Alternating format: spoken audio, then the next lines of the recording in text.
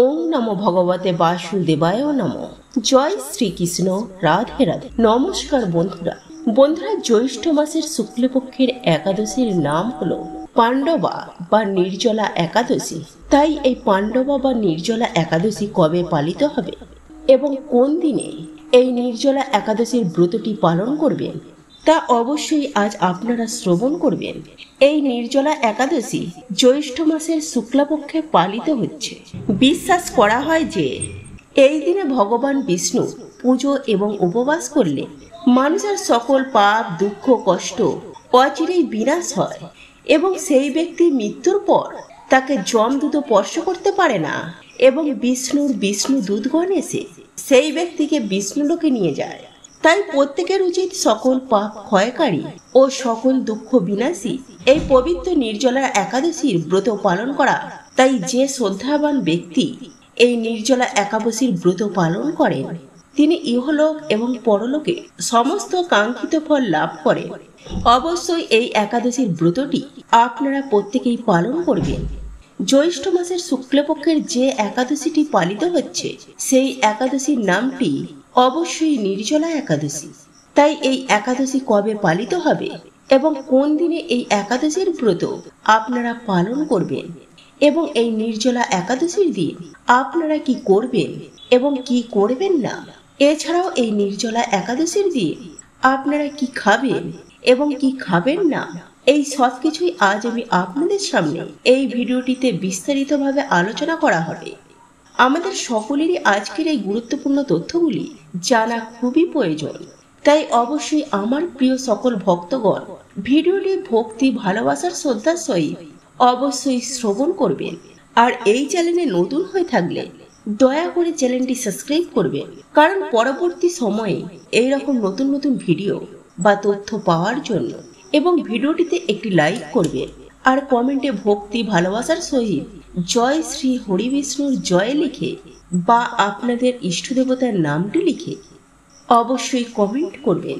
বন্ধুরা, আমাদের হিন্দু পঞ্জিকা অনুসারে নির্জলা একাদশী জ্যৈষ্ঠ মাসের শুক্লাপক্ষের একাদশীতে পালিত হয় এবং বন্ধুরা প্রত্যেকটি একাদশীকে শ্রীহরির রূপ ধরা হয়। বিশ্বাস করা হয় যে এই দিন উপবাস করলে সর্বদা সুখ লাভ হয় এবং পাপ ক্ষয় ও সৌভাগ্য প্রাপ্তি ঘটে। এবং বন্ধুরা, এই নির্জলা একাদশীর ব্রত পালনের ফলে ব্রতকারী মৃত্যুর পর তাকে যমদূতগণ স্পর্শ করতে ভয় পায়। তাই এই নির্জলা একাদশী পালন করা আমাদের হিন্দু পঞ্জিকায় অন্যান্য সকল একাদশী উপবাস পালনের সমতুল্য। তাই নির্জলা একাদশী কবে পালন করবেন এবং এই একাদশীর মাহাত্ম্য কি কি, আজ এই সব কিছুই আপনাদের সামনে আলোচনা করা হবে।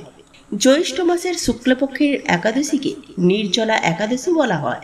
এই একাদশী পালনের মাধ্যমে ব্যক্তি ইহলোক এবং পরলোক সমস্ত রকমের কাঙ্ক্ষিত ফল লাভ করেন। নির্জলা একাদশীকে বিশেষভাবে শক্তিশালী বলে মনে করা হয়।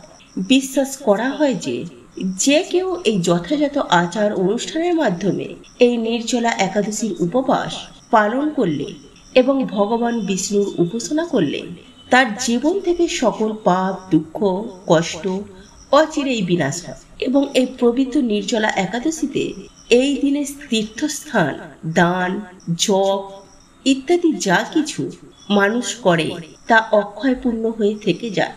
তাই যে ব্যক্তি এই ভক্তি সহকারে নির্জলা একাদশীর উপবাস পালন করেন তিনি অবশ্যই বৈকুণ্ঠ ধাম প্রাপ্তি করেন, তবে অবশ্যই বৈকুণ্ঠ ধাম প্রাপ্ত হন। এছাড়াও এটি আপনার জীবন থেকে বা আপনার ঘর থেকে নেতিবাচক শক্তি দূর করতে সাহায্য করে। হিন্দু ধর্ম অনুসারে নারী পুরুষের নির্বিশেষে 8 থেকে 80 বছর বয়সে যে কোনো ব্যক্তি ভক্তি সহকারে একাদশীর ব্রত পালন করা অতি অবশ্যই কর্তব্য। একাদশীর ব্রত পালন করে একাদশীর মাহাত্ম্য পাঠ ও শ্রবণ করলে শ্রী হরির কৃপা লাভ করা সম্ভব এবং জীবনে সৌভাগ্যের অধিকারী হওয়া যায়। আমাদের সনাতন ধর্মে এই নির্জলা একাদশীকে হিন্দু দেবতা ভগবান বিষ্ণুর আশীর্বাদ লাভ করার জন্য সবথেকে শুভ দিন বলে বিবেচনা করা হয়। তাই এই দিনে ভগবান বিষ্ণুর উপাসনা করলে জীবনের সব পাপ থেকে মুক্তি পাওয়া যায় এবং জীবনে সুখ সমৃদ্ধি আসে। এবং একজন ব্যক্তি মানসিকভাবে শক্তিশালী হয়। তাই বন্ধুরা, আমাদের হিন্দু পঞ্জিকা অনুসারে প্রতিটি মাসে 2 বার করে একাদশী পালন করা হয়। একবার শুক্লপক্ষের এবং আর একবার হয় কৃষ্ণপক্ষ। প্রত্যেকটি একাদশী অন্যান্য তাৎপর্য রয়েছে। তাই এই নির্জলা একাদশী সব থেকে গুরুত্বপূর্ণ।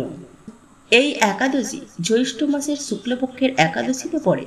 বলা হয় এই দিনে ভগবান বিষ্ণুর উপাসনা করলে সমস্ত পাপ থেকে মুক্তি পাওয়া যায় এবং সেই ব্যক্তি বৈকুণ্ঠ ধাম অবশ্যই প্রাপ্ত করেন। একাদশীতে হিন্দু দেবতা ভগবান বিষ্ণুর আশীর্বাদ লাভের জন্য সব থেকে শুভ দিন বলে বিবেচনা করা হয়। বন্ধুরা, এবার আমরা শ্রবণ করে নেব এই নির্জলা একাদশীর মাহাত্ম্য কথাটি। জ্যৈষ্ঠ মাসের শুক্লপক্ষের এই নির্জলা একাদশীর ব্রত, এই একাদশীর ব্রত সম্পর্কে ব্রহ্মত্ব বৈবত্য পুরাণে শ্রী ভীমসেন শ্রী ভীমসেন ব্যাস সংবাদে পরিণত হয়েছে। মহারাজ যুধিষ্ঠির বললেন, হে জনার্দন, আমি অপরা একাদশী সমস্ত মাহাত্ম্য শ্রবণ করলাম। এখন জ্যৈষ্ঠ মাসের শুক্লপক্ষের একাদশীর নাম ও মাহাত্ম্য কৃপা করে আমাকে বলুন, কৃপা করে আমাকে বর্ণনা করুন। শ্রীকৃষ্ণ বললেন, এই একাদশীর কথা মৈত্রী ব্যাসদেব বর্ণনা করবেন, কেননা তিনি সর্বশাস্ত্রের অর্থ ও তত্ত্ব পূর্ণরূপে জানেন। মহারাজ যুধিষ্ঠির ব্যাসদেবকে বললেন, হে মৈত্রী দৈবপরায়ণ, তুমি মানুষের অলৌকিক ধর্ম ও জ্ঞানকাণ্ডের বিষয়ে অনেক শ্রবণ করেছি। আপনি যথাযথভাবে ভক্তি বিষয়ে কিছু ধর্মকথা এখন আমায় বর্ণনা করুন। শ্রী ব্যাসদেব বললেন, হে মহারাজ, তুমি যেসব ধর্মকথা শুনেছ, এই কলিযুগে মানুষের পক্ষে সেই সমস্ত পালন করা অত্যন্ত কঠিন, যা সুখে সামান্য খরচে অল্প কষ্টে সম্পাদন করা যায় অথচ মহাফল প্রদান করে এমন সমস্ত শাস্ত্রে কলিযুগে মানুষের পক্ষে করা শ্রেয়। সে ধর্মকথাই এখন আমি আপনার কাছে বলছি। উভয় পক্ষের একাদশীর দিন ভোজন না করে উপবাস ব্রত পালন করলে দ্বাদশীর দিন স্নান করে শুচি শুদ্ধ হয়ে নিত্যকৃত সমাপনের পর শ্রীকৃষ্ণের পুজো অর্চনা করবেন। এরপর ব্রাহ্মণদের প্রসাদ ভোজন করাবেন। অশুচিতেও এই ব্রত কখনোই ত্যাগ করবেন না। যে সকল ব্যক্তি স্বর্গে যেতে চান তাদের সারা জীবন এই ব্রত পালন করা উচিত। পাপ কর্মে রত ও ধর্মহীন ব্যক্তিরাও যদি এই একাদশীর দিন ভোজন না করেন তবে তারা যম যাতনা থেকে রক্ষা পায়। শ্রী ব্যাসদেবের একথা শুনে গদাধর ভীমসেন অসুস্থ পাতার মতো কাঁপতে কাঁপতে বলতে লাগলেন, হে মহাবুদ্ধি পিতামহ, মাতা কুম্ভী, দ্রৌপদী, ভ্রাতা যুধিষ্ঠির, অর্জুন, অনুকূল ও সহদেব, এরা কেউই একাদশীর দিন ভোজন করেন না। আমাকেও অন্ন গ্রহণ করতে নিষেধ করে, কিন্তু দুঃখ সহ ক্ষুধা যন্ত্রণার জন্য আমি উপবাস করতে পারি না। ভীমসেনের এরকম কথায় ব্যাসদেব বলতে লাগলেন, যদি স্বর্গাদি বিদ্যাধাম লাভের জন্য একান্তই ইচ্ছে থাকে তবে উভয় পক্ষের একাদশীতে ভোজন করবেন না। তো ভীমসেন বললেন, আমার নিবেদন এই যে উপবাস তো দূরের কথা, দিনে একবার ভোজন করে থাকাও আমার পক্ষে অসম্ভব, কারণ আমার উদরে বৃক্ষ নামে অগ্নি রয়েছে। ভোজন না করলে কিছুতেই শান্তি হয় না। তাই প্রতিটি একাদশী পালনে আমি একেবারেই অপরাগ। বছরে একটি মাত্র একাদশী পালন করে যাতে আমি দিব্যধাম লাভ করতে পারি, এরকম কোনো একাদশীর কথা আমাকে নিশ্চিত রূপে বলুন। তখন ব্যাসদেব বললেন, জ্যৈষ্ঠ মাসের শুক্লপক্ষের একাদশী তিথিতে জল পান না করে সম্পূর্ণ উপবাস থাকবেন, তবে আজও মনে দোষ হবে না। এই দিনে অনাদি গ্রহণ করলে ব্রত ভঙ্গ হয়। একাদশীর দিন সূর্যোদয় থেকে দ্বাদশীর দিন সূর্যাস্ত পর্যন্ত জল পান বর্জন করলে অনায়াসে 12টি একাদশীর ফল লাভ করা যায়। বছরের অন্যান্য একাদশী পালনে অজান্তেই যদি কখনো ব্রত ভঙ্গ হয়ে যায় তাহলে এই একটি মাত্র একাদশী পালনে সেই সব দোষ দূর হয়। দ্বাদশীর দিন ব্রহ্ম মুহূর্তে স্নানাধিকার সমাপ্ত করে শ্রীহরির পূজা করবে। সদাচারী ব্রাহ্মণদের বস্ত্র দিন, দান সহ ভোজন করান, আত্মীয় স্বজনের সঙ্গে নিজেও ভোজন করবেন। এইরূপ একাদশীর ব্রত পালনে যে প্রকার পুণ্য সঞ্চিত হয় এখন তা শ্রবণ করো। সারা বছরের সমস্ত একাদশীর ফলই একমাত্র ব্রত উপবাসে লাভ করা যায়। শঙ্খ চক্র গদা পদ্মধারী ভগবান শ্রীকৃষ্ণ আমাদেরকে বলেছে, বৈদিক এবং লৌকিক সমস্ত ধর্ম পরিত্যাগ করে যারা একমাত্র আমাকে শরণাপন্ন হয়ে এই নির্জলা একাদশীর ব্রত পালন করে তারা সর্বপাপ মুক্ত হয়। বিশেষ করে কলিযুগে ধনসম্পদ দানের মাধ্যমে, সদ্গতি বা সমস্ত সংস্কারের মাধ্যমে যথার্থ কল্যাণ লাভ হয় না। কলিযুগে দ্রব্য শুদ্ধি নেই, কলিতে শাস্ত্রোক্ত সংস্কার বিশুদ্ধ হয় না, তাই বৈদিক ধর্ম কখনো সুসম্পন্ন হতে পারে না। হে ভীমসেন, তোমাকে বহু কথা আর বলার প্রয়োজন কি? তুমি উভয় পক্ষের একাদশী ভোজন করবে না। যদি তুমি অসমর্থ হন তাহলে জ্যৈষ্ঠ মাসের শুক্লপক্ষের একাদশীতে অবশ্যই নির্জলা উপবাস করবে। এই নির্জলা একাদশীর উপবাস, এই একাদশীর ব্রত ধনধান্য ও পুণ্যদায়িনী। যমদূতগণ এই ব্রত পালনকারীকে মৃত্যুর পরও স্পর্শ করতে পারে না। পক্ষান্তরে বিষ্ণু দূতগণ তাকে বিষ্ণুলোকে নিয়ে যান। শ্রী ভীমসেন ওই দিন থেকে নির্জলা একাদশী পালন করতে থাকায় ওই একাদশী পাণ্ডবা বা নির্জলা একাদশী নামে প্রসিদ্ধ হয়েছে। এই নির্জলা একাদশীতে পবিত্র তীর্থস্থান, দান, গঙ্গা স্নান, জপ, তর্পণ ইত্যাদি যা কিছু মানুষ করে তা অক্ষয় হয়ে যায়। যে ব্যক্তি ভক্তি সহকারে এই একাদশীর মাহাত্ম্য পাঠ ও শ্রবণ করে তিনি বৈকুণ্ঠ ধাম প্রাপ্তি হন। তাই এই নির্জলা একাদশী পালিত হবে এই বছর, অর্থাৎ 2025 সালে পালিত হবে 7ই জুন, 23শে জ্যৈষ্ঠ শনিবার। তাই আপনারা অবশ্যই এই শনিবার নির্জলা একাদশী উপবাস পালন করবেন। এই নির্জলা একাদশী তিথিটি শুরু হচ্ছে 6ই জুন শুক্রবার রাত্রি 3:22 থেকে এবং যা থাকবে 7ই জুন শনিবার সকাল 5:15 পর্যন্ত।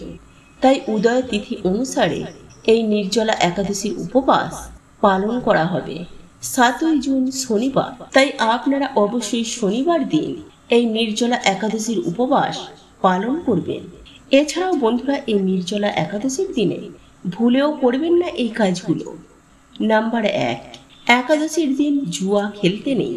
ধর্মীয় ধারণা অনুযায়ী এমন করলে ব্যক্তির বংশ নষ্ট হয়ে যায়। নাম্বার 2, একাদশী রাতে ঘুমাতে নেই। পুরো রাত ভগবান বিষ্ণুর মন্ত্র জপ, পূজা ও জাগরণ করে ওই সময়টা কাটানো উচিত। নাম্বার 3, একাদশীতে খাওয়া দাওয়ার ব্যবহারে স্বাস্থ্যের কথা পালন করা উচিত। এতে জীবনে আধ্যাত্মিক উন্নতি লাভ করা যায়। নাম্বার 4, একাদশীর দিনে কুটর শব্দ প্রয়োগ করে কারোর সাথে কথা বলতে নেই। এই দিন রাগ করবেন না ও মিথ্যা কথা বলবেন না। এই দিনে কাউকে এমন কথা বলবেন না যাতে তোমার সেই কথা তোমার কাছে আঘাত লাগে। এই দিনে কাউকে কটু কথা ভুলেও বলবেন না। নাম্বার 5, একাদশীর দিনে সকালে তাড়াতাড়ি ওঠা উচিত এবং সন্ধ্যাবেলায় ঘুমানো উচিত নয়। এতে জীবনে দারিদ্রতা নেমে আসে। তো বন্ধুরা, অবশ্যই আপনারা এই নিয়মগুলি মেনে পবিত্র নির্জলা একাদশীর ব্রত আপনারা পালন করবেন। তো বন্ধুরা, ভিডিওটি আজ এই পর্যন্তই। তো এই ছিল আমাদের আজকের ভিডিও। ভিডিওটি কেমন লাগলো তা কমেন্ট করে অবশ্যই নিজের মতামত জানাবেন। ভালো লেগে থাকলে অবশ্যই একটি লাইক করবেন। কমেন্টে ভক্তি, ভালোবাসা ও শ্রদ্ধার সহিত জয় মা লক্ষ্মী দেবীর জয় বা জয় শ্রীকৃষ্ণ রাধে রাধে একটি বারের জন্য হলেও লিখে যাবার জন্য অনুরোধ জানাচ্ছি। আর আপনি যদি আমাদের চ্যানেলে নতুন দর্শক হয়ে থাকেন তো বিশেষভাবে অনুরোধ করব চ্যানেলটি অবশ্যই সাবস্ক্রাইব করে পাশে থাকা নোটিফিকেশন বেল আইকনটি অন করে রাখবেন। তাহলে সকলে সুস্থ থাকুন, ভালো থাকুন, পরম করুণাময় ঈশ্বরের অশেষ কৃপায়। তো আবারও কথা হবে আপনাদের সাথে নতুন কোনো ভিডিওর বিষয় নিয়ে।